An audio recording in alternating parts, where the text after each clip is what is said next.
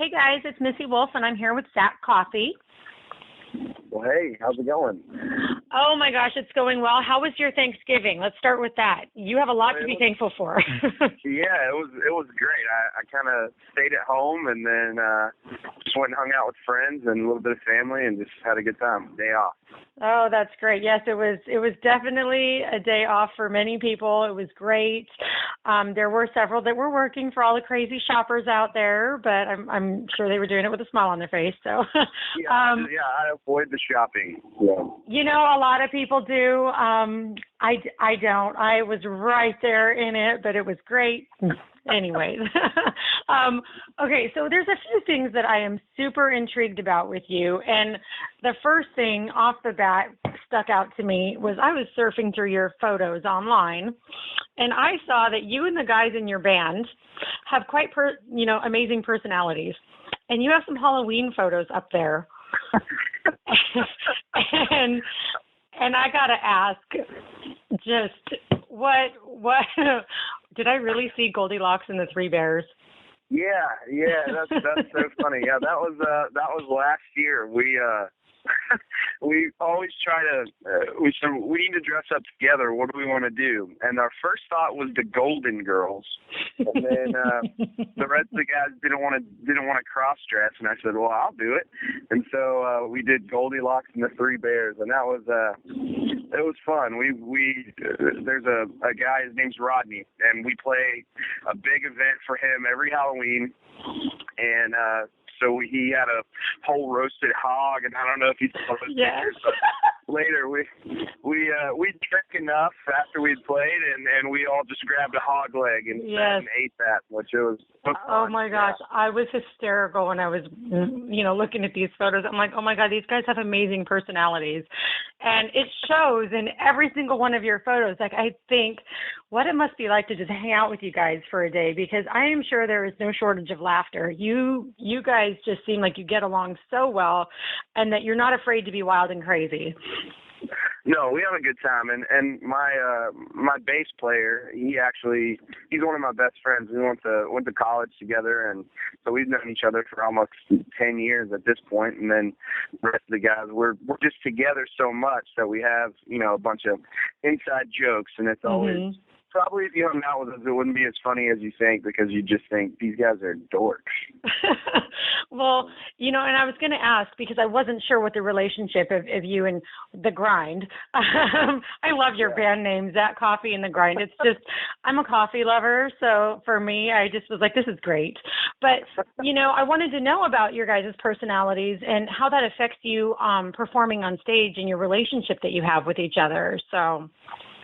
Yeah, it's fun. I mean, it's something where you can go out and hire a band and have a really great band all the time, but you miss that sort of, intimacy and connection on stage, where it's, I know what you're doing, and we have little inside jokes on stage. There's one part, we have a song called Two Left Feet, and we always I say Ian's wobbling and shuffling.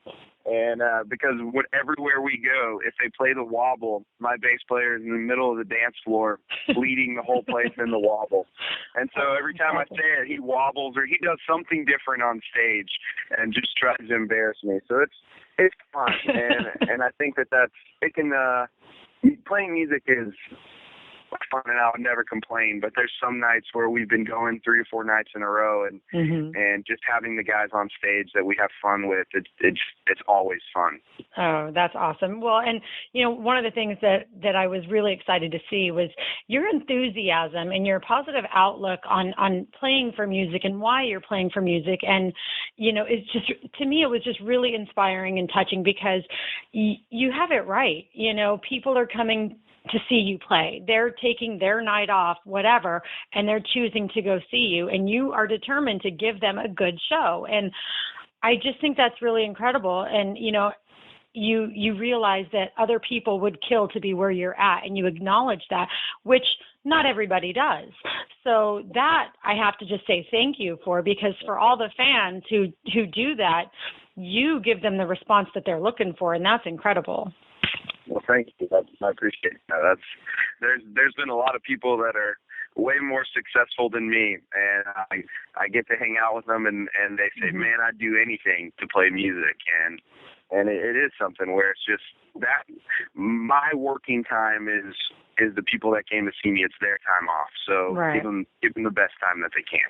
And I just, when I read that, I was like, yeah, this guy knows what it's about, and that's great. And so I was extremely excited to talk to you because everything that I've seen has been so positive on your page and fun and crazy and out there and great. So you're my people. Yes, I'm excited. And so you have a really awesome thing going on right now where you're the artist spotlight of the week for it's KTX 106.1 on the radio, and they're featuring your song "Bring on the Rain." What is that like for you? Yeah, that's awesome, and that's a song that we haven't released, and we just recorded a brand new album and put it on there, and it's been. The album that we have out is something that it's been a long time coming. Everybody that's seen us for a long time, they know these songs, and they're, when are you going to record them? And and we finally got them all recorded. And Bring on the Rain it's one of the most requested songs that we have, and I don't know what it is. It's, for me, it's the slow kind of love songs. That's the stuff that I sing that really sticks with people, which is totally fine.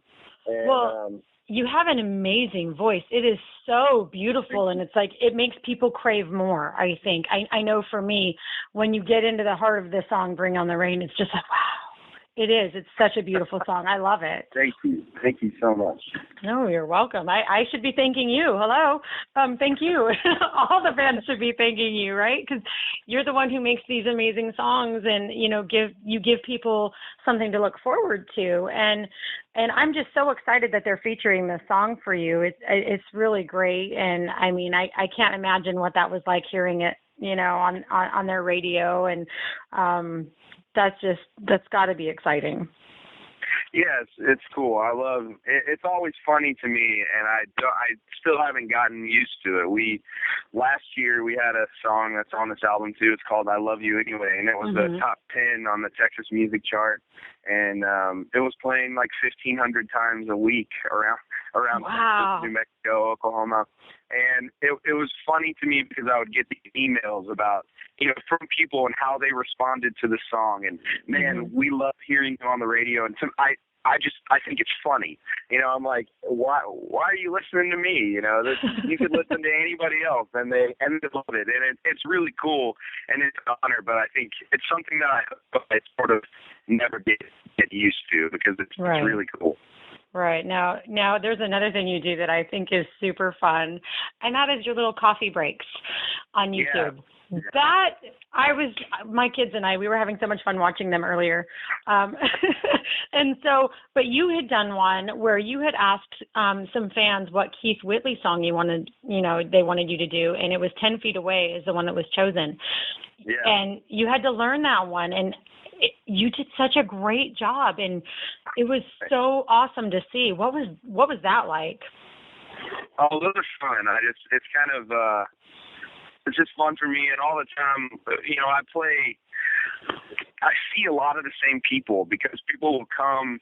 They'll drive however many miles to come see our show and just to have fun with us. And so I always try to give everybody something different. And so that was just kind of a thing for me where on my Facebook page I can say, hey, what song do you want to hear? Because I'm at home playing music, and I'm going to play them anyway. So what do you want to hear? And so people have kind of requested that one. I think my girlfriend and I, we were talking, the one that everybody's been asking me for is Tennessee Whiskey. And Dean Dillon wrote it, but Chris Stapleton just recently did it. So I'm going to think I may do that one too. Oh, that's great. That's great. So, the other thing, Chris Stapleton, his recent performance too, that has gotten so much attention.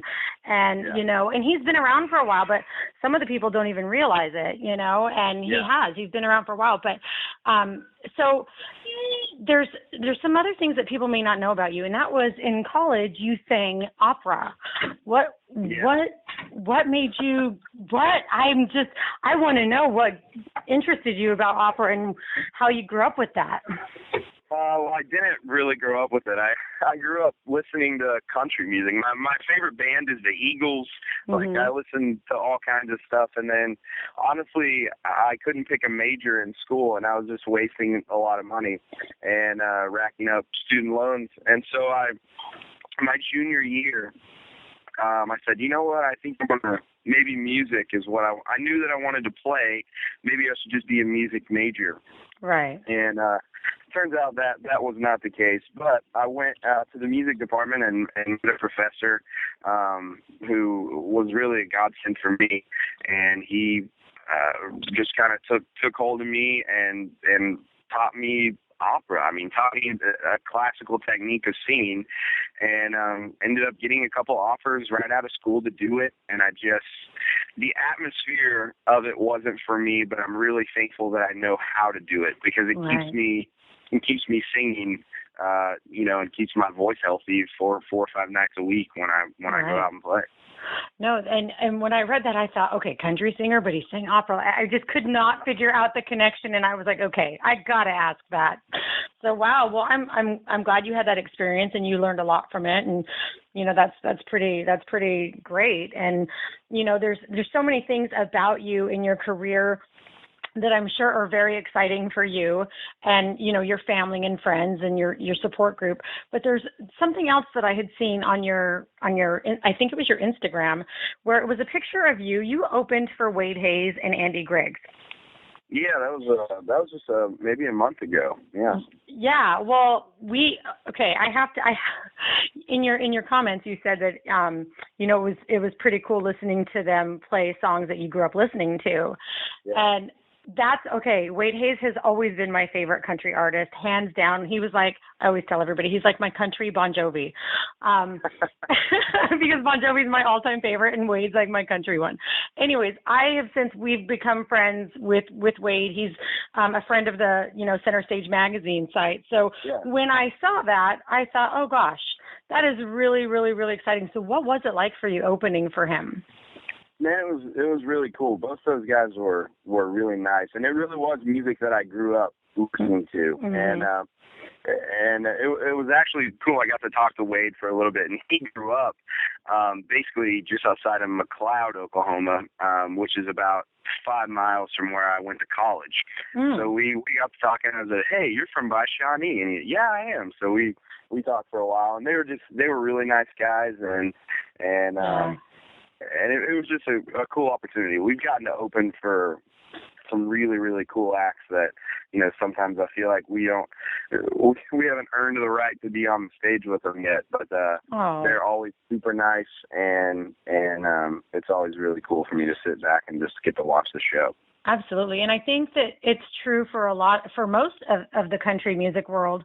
It seems like the big names in country music just seem a lot more friendly than some of the other genres out there. And, they're very approachable.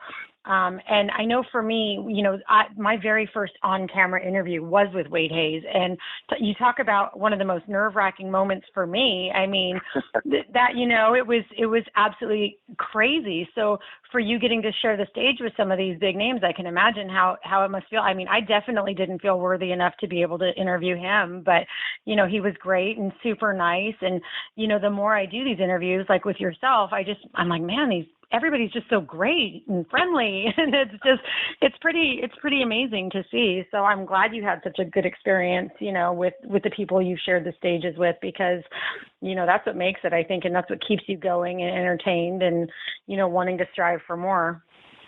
Well, and honestly, it's like you said, people come out because, they want to have fun, and I try to give them the best experience that they can. But at the same time, and I think on my Twitter it still says this, and I believe it. Music is only as good as what's inside the person playing it. Yeah. And ultimately, if somebody may really like your music and they'll come to a show, but if you're a jerk or you're unapproachable, why do they want to buy merch? Why do they want to buy, an album? What do they want to keep going to a show for? If you're a jerk, they're just going to listen to your album at home. They're never going to come out. Right. And so it's always been something that there's people that are started out, they were just fans of mine, and they came to shows, and I've helped those people move, and I go to their house, I've been to their weddings, and I've done, all this stuff. And it really, because to me, at the end of the day, the music is there, but it's just to kind of facilitate a friendship, really. Mm-hmm. And that's how it's been. And some of the best people I know, I've met them because I play music, and it's been really cool. Well, that is really awesome. And I know that they've got to just really appreciate and love you for that. And, and I'm sure it means the world to them, because people like being connected to people. And, you do a great job with connecting to your fans. And I talk about it all the time with pretty much everybody I interview. The connection between people is just so important. And unfortunately, some people have forgotten that, in the industry. But you are not one of those. So thank you, for that. I'm sure all the fans, would definitely agree with me that they appreciate that. And is there anything that we didn't cover? I mean, I know you have your new album. It's called Drive, and it's out now, and it's available, and people can buy it on iTunes, but they can also buy it on your website and get an actual physical copy. There are still collectors out there who want the hard copy. I'm one of those. So I wanted to make sure that I told everybody that. And then, is there anything else, you have coming up that you want fans to know about? Man, we have a big year next year, a bunch of shows, and so just kind of stay tuned on the website, and ZachCoffey.com, and go there. We have all of our shows posted, and if there's somewhere you want us to come, send us an email. We travel. So, oh, absolutely. So we want to come see you, and then buy that new album. We'd really appreciate it. It's exciting. It's my first album, and it's something that we spent a lot of time and worked really hard on. So I'm excited. Well, everybody here at Center Stage is wishing you guys the best. And again, tell hi to all of your bandmates, because they're all just crazy fun. And one day I'm actually going to be able to come out to a show and see you guys. I can't wait to see your energy together on stage. I know it's going to be great. And I know that the fans, if they haven't been to one of your shows yet, they need to go to one of your shows. So definitely they need to stay tuned to your website for more information on that. But you guys are just an amazing group. You're a lot of fun. Thank you so much for taking the time to talk with me today. And keep on doing what you're doing. I can't wait for more. Yeah, thank you so much. I really appreciate it. No problem. We will talk to you soon. All right. Have a good one. You too. Bye-bye.